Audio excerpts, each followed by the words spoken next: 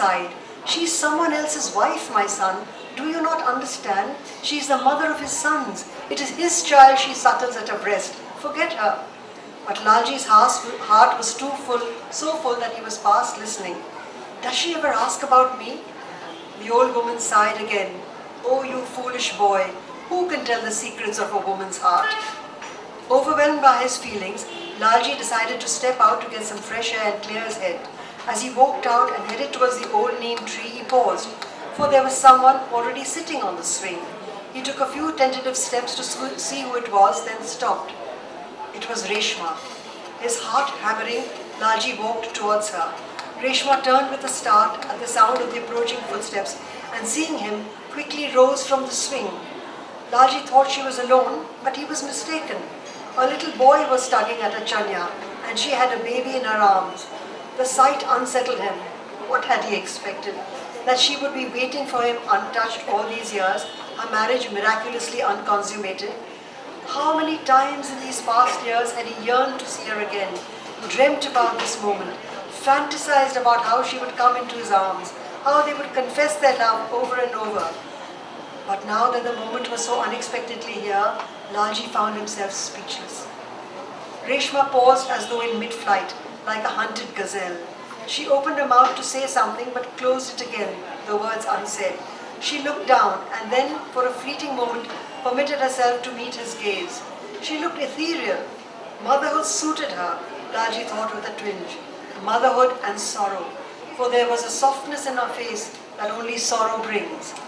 Reshma's eyes were brimming with tears, tears of pain and longing and loss. She lowered her eyes. She knew it was too late for them. She pressed the baby closer to her, as if to protect herself from Lalji, from herself, from temptation. She walked past him wordlessly towards the safety of the house beyond, and as he watched Reshma go, Lalji knew he had lost her forever. So I don't think I'll plague you with any more, but we'll leave it open for Q&As, and if you have any. Otherwise, we all set to have tea and go. Will anyone in the audience have questions? My name is Dharmendra. I haven't read the book, but I've read about the book. And I believe one of the themes, or the major theme of the book, is that Mumbai was much better in the good old days. Is that one of the themes? No, that's not a theme at all. I see, okay. So is that interpretation of somebody who has read the book and put it on the web? Not at all. I think every city has its time and place, and every place has its own ups and downs. Okay. It's how you look at it, it's how you approach it. I think Bombay is still splendid. Bombay was splendid, Mumbai is still splendid. Okay, so was the reason why it's... Somebody who lives in Bangalore, यहाँ रह के बताना. Precisely. फैसला मेरा तो नहीं था. Okay, so if that's not the case, then what was the reason for it being set in a historical period? Any specific reason for that? Yes, absolutely, because the stories were of that era. There were stories of my grandfather's time, and of my parents' time, and of the time when they were small. And this was the generation, at least these were the family stories, and that's when my grandfather came to Bombay, and that's when my grandfather-in-law came to Bombay. So naturally the story was set in that time. And then when I examined it, I found it was a very interesting period, 1857 to 1947. So much was happening, there were so many interesting characters around. Even if my stories weren't set there, I might have chosen that optionally. Okay. Yeah? Yeah, great.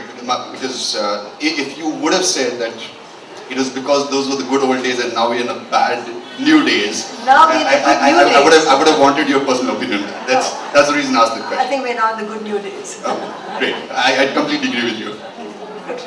Anybody else?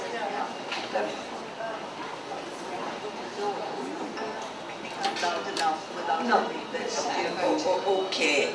I'd like to know that you don't come from a family of writers. You've had a lot of oral tradition, stories given to you. Now, I'm intrigued by this. I come from a family of writers. My husband was a writer, my sons were writer, my daughter was a writer, my daughter a writer. But tell me, how come you started to write? How come you started to write so beautifully? The excerpts that you have read are beautiful, and I haven't read your book, but I should be buying it. So tell me, what was it? Was there a gestation period? Was it, did it take you long to write? I think I always wanted to write. I knew from when I was a young girl in school that I wanted to write. But it was a very vague thing, so I didn't say, okay, what am I going to write about? I know at 10 I said I must write a book by 12, but I realized that was not happening. And then we had an English teacher I was very fond of in school, since there's so many here. And I remember one day she came to class and says, there's not anyone here with any talent. And I know, I said, oh my gosh, it's never going to happen. But that helped. And I think the other thing I can share with you is really a family story. But you know, my mother was married off at 16. She never had a chance to finish school. And the reason I mentioned here is she did the next best thing. She read, and she read, and she read. And unlike my brothers, I couldn't get out of the house, so I had to listen. When she said, "Arey yas, ye sun," oh look how he's written. Oh, how wonderful is this, you know? And I remember once she told me something. She was reading biography at that time. She was reading about Alexander Dumas. And some older writer went to this young Alexander who wanted to write, and he said, "Young man, first you read, and you read, and you read, and then it will all come pouring out." So maybe I was waiting for that to happen, and then I said, before I go up, I better start. So, well, you write beautifully. thank you.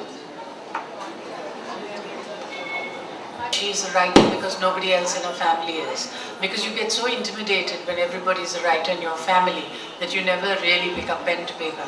I'm often asked, your father was a poet, your father-in-law was a poet, your husband is a poet. Do you write poetry? And I say, no, I provide the inspiration.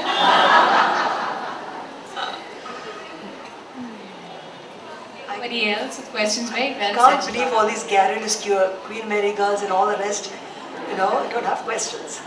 They're all reserving the questions post the event. I think when they have one-on-one questions with you while they get their book signed. Anybody else on this side with questions? Yes, ma'am. We have a question right there.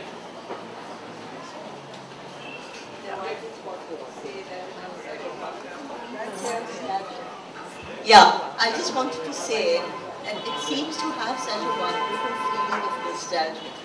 And this can really only come if one has real experiences. And that's all that one needs to write about, isn't it? Yeah. I think there was a sense of a nostalgia because it came from my childhood. It came from, like I said, those wonderful stories. And that makes you, and when you're young and you have an imaginative mind, you're spending a lot of time on your own, you sort of conjure up worlds, you know, past times, and maybe I did that. You know, and I think we've all lived in another time, so it comes back. Yes, please. Do you know, that's a bad question because I told a lot of people asked that, and I said 20. And I think the girl who asked me first was in her 20s, so she looked at me very strangely. You know, one of these young people from the media. And because I had no agenda, I was just writing it for myself. It's not that I wanted to get published, I wanted to be famous, nothing. I just wanted to set these down. And the only deadline that I did miss, I'm afraid, is I know it was my mother, and later my mother would say, but you like writing, you can write. Why don't you put these down? Because I listened to the same stories over and over and over. And I said, yes, I must write them. And then by the time, you know, I'm a slow coach, obviously I'm a procrastinator. And I didn't, they're not around to see the stories, but I think they're up there somewhere and they're watching. Did you begin by writing longhand and then graduate to the computer?